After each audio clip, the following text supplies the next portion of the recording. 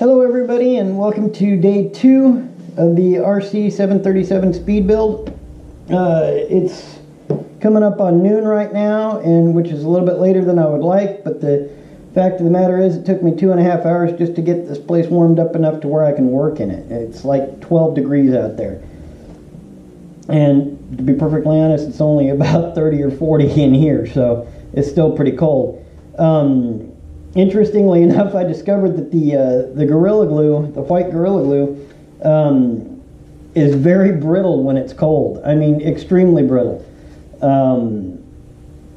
It shatters under a fingernail, kind of brittle. So for those of you out there who either build in the cold or occasionally store their airplanes in the very cold, something to watch out for.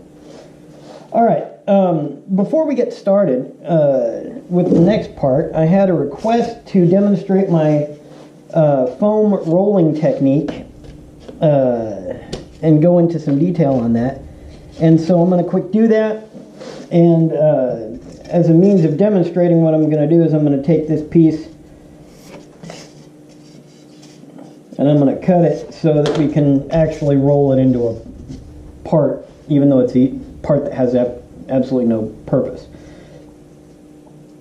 So we've got the flat part right here. What I do is I roll this stuff at ambient temperature, which normally is, 50, 60 degrees. Today it's a lot colder, so I had to wait a little bit longer.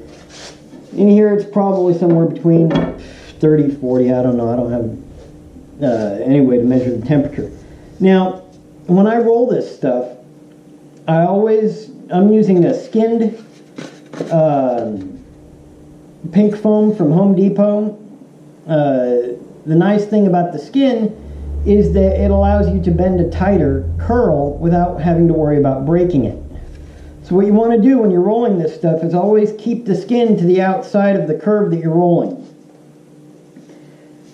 Depending on how tight you want that curl, the curl to be, you can either use a large diameter dowel or a small diameter dowel or whatever works for you. But what we're going to do is we're going to start in the middle. We're going to gently apply pressure.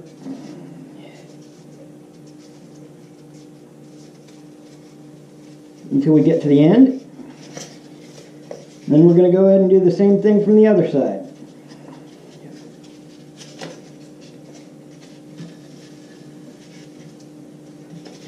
Now, we have the part and it's rolled. What you need to do now is glue the ends together. But when you roll it, what happens is at the edges of the foam, you end up with a little place where it's flat. It doesn't really curl well at the very end. So what I do is I take some masking tape,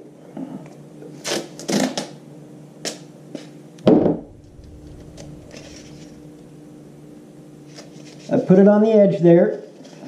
I take the other edge and I made them up nice and tight. And run the masking tape over it. So now you'll see that little flat spot. You'll see how it's not quite as curved as the rest of the part, but you can fix that by taking the piece now that it's taped together and running it over your dowel. So now you've got a part that's uniformly curved over the entire length of it. Once that's done, you can go ahead, take your glue. I like the white Gorilla Glue. It foams a little bit, but not as much as the brown stuff, and it dries in about half an hour, which actually is a lot shorter than the clear Gorilla Glue, which I just discovered. So lay yourself a bead in there, put a little moisture in there. I use a little spray bottle for that. Then what you want to do is you want to keep this seam nice and tight while it's drying. So once again, you go to your masking tape, you tear off a piece,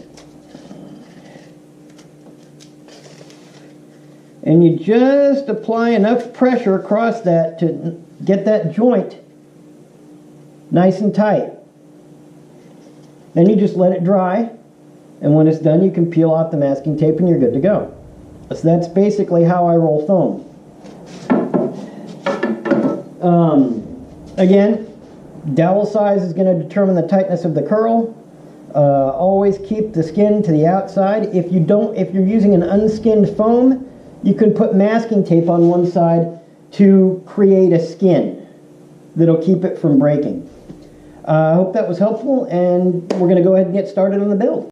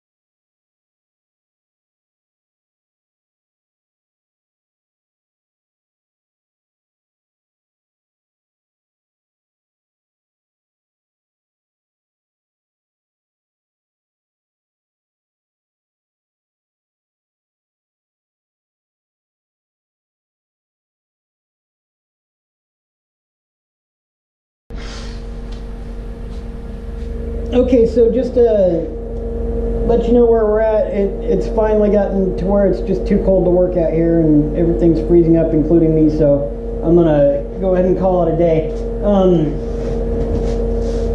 Basically what I've got right here is I've got the airframe dry fitted together. The nose assembly itself is glued. The internal structure for the middle of the fuselage is glued. The sub-assemblies are glued together. It's the whole thing is just dry fitted. It's all taped together just to make sure all the parts fit, that I'm not going to run into anything that's going to cause me serious problems. Now the wing fairing, the parts didn't fit correctly. This is why I do the dry fit. So what I need to do is I need to go back into the computer and adjust them, and then we'll cut some new ones and then they'll fit them in.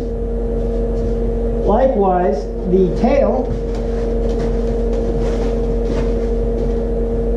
is going to be practically impossible to assemble with this right here in one piece. What I'm going to have to do is slice it here and here so that I can assemble the V-tail, put it in place, and then glue the cover on, basically. Because I need these, the two halves of the V-tail to be glued together before they go in there so that they'll be strong. Otherwise it's just going to be, it won't be strong enough to support it. Apart from that, everything looks okay. The pieces fit together pretty well. We're not running into any problems. I've got the wing panel here dry fitted together. So that's more or less what we're looking for in terms of size. In terms of size, where it's about 6 feet long, a little over 6 feet long when it's all done, and I would say about a 5.5 foot span. The wing will split here, and the pylons will go on the inboard part, and that'll allow me to transport it. And that is going to be actually the next major obstacle, is how to figure out how to fit this thing inside a 2001 Celica. If any of you have any ideas, throw them out there. In the meantime, I'm in good shape here. Tomorrow, what I'm going to do is I'm going to start out putting the servos and cutting the ailerons, or the rudder vaders, for the tail. I'll go ahead and put the wings together tomorrow. Tonight I need to draw up the spars for the wings and get ready to cut the joiner plates.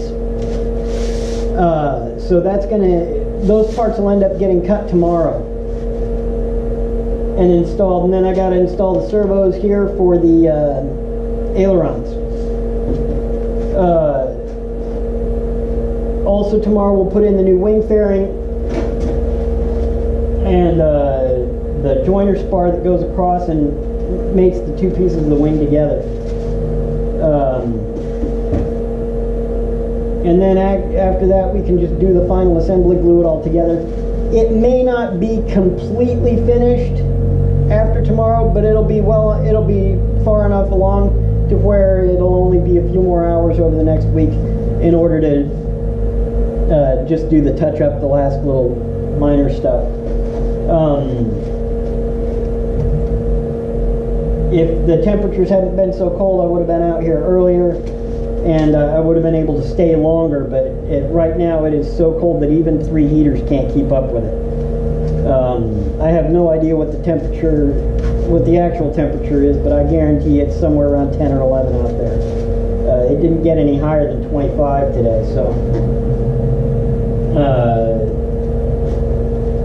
yeah, it is what it is. Actually, no, this one goes on this side, so that's better. But still, all in all, we're in good shape. Everything's looking good.